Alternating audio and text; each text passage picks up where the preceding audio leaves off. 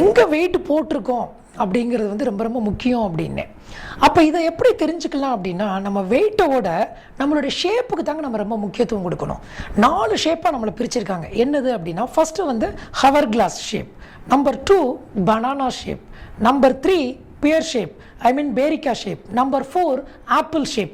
இந்த 4 ஷேப்பில் நம்ம எந்த ஷேப்பில் ஃபிட் ஆகிறோம் நம்ம பார்த்துக்கணும். எது ரொம்ப டேஞ்சர் அப்படின்னா ஆப்பிள் ஷேப்புங்க. யாருங்க ஆப்பிள் ஷேப்? நம்ம ஆண்களெல்லாம் mostly will fit into apple shape, whereas women mostly fit into pear shape. அப்படின்னா என்ன அர்த்தம் அப்படின்னா, ஆண்களுக்கு வந்து மோஸ்ட்லி பார்த்தீங்கன்னா டம்மியில் மட்டும்தான் அதிகமாக வெயிட் இருக்கும், various women they will have weight more in even in thighs.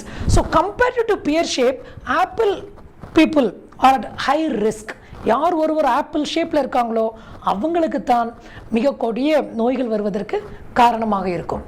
என்ன மாதிரி பிரச்சனை அவங்களுக்கு அதிகமாக வரும் வயிற்றுப்பகுதியில் கொழுப்பு சேர்ந்தா அப்படின்னா, நம்பர் 1 டயபெட்டிஸ், நம்பர் 2 இன்றைய காலகட்டத்தில் ஈவன் யங்ஸ்டர்ஸ்க்கு லிவர் ப்ராப்ளம்ஸ் ஆர் மோர். ஸோ இந்த டயபெட்டிஸும் லிவர் ப்ராப்ளமும் வர்றதுக்கு மிக மிக முக்கிய காரணம் என்ன அப்படின்னா, வயிற்றுப்பகுதியில் கொழுப்பு சேருது. அப்போ see that you don't put on weight around the abdomen. Apple ஷேப்பில் மட்டும் நம்ம இருக்கக்கூடாது.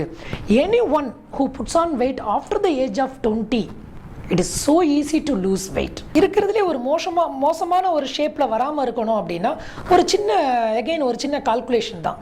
இன்ஸ்டேப் எடுத்து முன்னாடி சொன்ன மாதிரியே ஒரு வேஸ்ட் சர்க்கம்ஃபரன்ஸை மட்டும் நம்ம நோட் பண்ணிக்கோங்க. அப்புறம் வந்து ஹிப்போட சர்க்கம்ஃபரன்ஸை நோட் பண்ணணும். அதாவது எந்த சுற்றளவு பட்டக்ஸை சுற்றி எடுக்கணும், எது ரொம்ப மிகப்பெரிய சுற்றளவோ அதுதான் ஹிப்போட வேல்யூ. ஸோ அப்போ you divide the waist value divided by hip. பாருங்கள், 1க்குள்ளே வருதா ஆண்களுக்கு ஓகே, பெண்களுக்கு it should be less than 0.8. அப்போ 1க்குள்ளே இருந்தால் நார்மல், பெண்களுக்கு 0.8க்குள்ளே இருந்தால் நார்மல். இந்த 1க்கு மேலே போச்சு அப்படின்னாவே நம்மளுடைய ஷேப் அவுட் ஆஃப் ஷேப்லேருந்து நம்ம ஷேப்புக்கு வரணும். இல்லை ஆப்பிள் ஷேப்பில் நம்ம வராமல் பாதுகாக்கணும் அப்படின்னா நம்ம லைஃப் ஸ்டைலில் சின்ன கரெக்ஷன் பண்ணாவே போதுங்க. புதுசாக போய் ஜிம்முக்கோ யோகா சென்டருக்கெல்லாம் போக வேண்டிய அவசியமே இல்லை. என்னது, நம்பர் 1 தரையில் உட்காந்து சாப்பிடணுங்க. At least 1 time with whole family sit down and eat. That is the easiest tip. போதும். நம்பர் 2 டிவி பார்த்துக்கிட்டு சாப்பிடக்கூடாதுங்க. அப்புறம் நியூஸ் பேப்பர் படிச்சுக்கிட்டு, மேகசின் பார்த்துக்கிட்டு, மொபைல் ஃபோனை யூஸ் பண்ணிக்கிட்டே அப்படியே எஸ்எம்எஸ் பார்க்குறது, வாட்ஸ்அப் பார்த்துக்கிட்டே வந்து சாப்பிடுவது மிக மிக தவறு.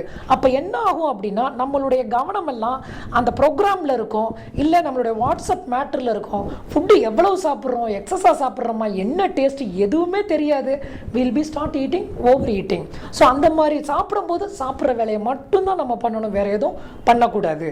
அடுத்து வேறு என்ன சொல்லலாம் அப்படின்னா, ரொம்ப ஈஸியான டிப் என்ன அப்படின்னா, இன்னைக்கு எல்லாருமே வந்து சேரில் உட்காந்துட்டோம் அப்படின்னா அதை விட்டு எந்திக்கிறதுக்கு மனசே இல்லை. ஸோ ½ அன் ஹவருக்கு மேலே யாருமே கண்டினியூஸாக உட்காந்து வேலையே பார்க்கக்கூடாதுங்க. அதை வந்து கண்டிப்பாக கடைபிடிக்கணும். டக்குன்னு இப்போ எந்திரிச்சு போயிடாதீங்க. அதாவது என்ன சொல்கிறேன் அப்படின்னா, ஒரு கால் வருதா, அட்லீஸ்ட்டு அந்த கால் வரும்போதாவது, ஃபோன் கால் வரும்போதாவது எழுந்து நின்று நம்ம பேசலாம். 30 மினிட்ஸ்க்கு மேலே உட்காராமல் ஒரு 1 மினிட் எழுந்து நம்ம கேபினை சுற்றியாவது அப்படி நடந்துட்டு வந்து திரும்ப உட்காருங்க. கண்டினியூஸாக உட்காரும்போது கொழுப்பு இங்கே அதிகமாக படுறதுக்கு சான்சஸ் ரொம்ப ரொம்ப அதிகமாக இருக்குது. தரையில் உட்காந்து சாப்பிடணும்னு சொன்னேன், ஆனால் எப்படி சாப்பிட்றது? வேகமாக சாப்பிடவே கூடாதுங்க. ரொம்ப மெதுவாக ஃபுட்டை என்ஜாய் பண்ணுங்க. சூ த ஃபுட் தரோலி இன் த மவுத். நல்லா சூ பண்ணி அதை கூலாக்கி உள்ளே தள்ளணுங்க. தமிழில் கூட ஒரு பழமொழி இருக்கு இல்லையா, நொறுங்க தின்றால் 100 வயது. 100 வயது இல்லைங்க, 150 வயது வரைக்கும் நம்ம வாழலாம். அப்போ ஃபுட்டு தான் ரொம்ப ரொம்ப நம்மளுடைய வாழ்க்கையில் ரொம்ப முக்கிய பங்கு வகிக்கும். அதுக்கு நம்ம கொஞ்சம் முக்கியத்துவம் கொடுத்தாவே போதும்.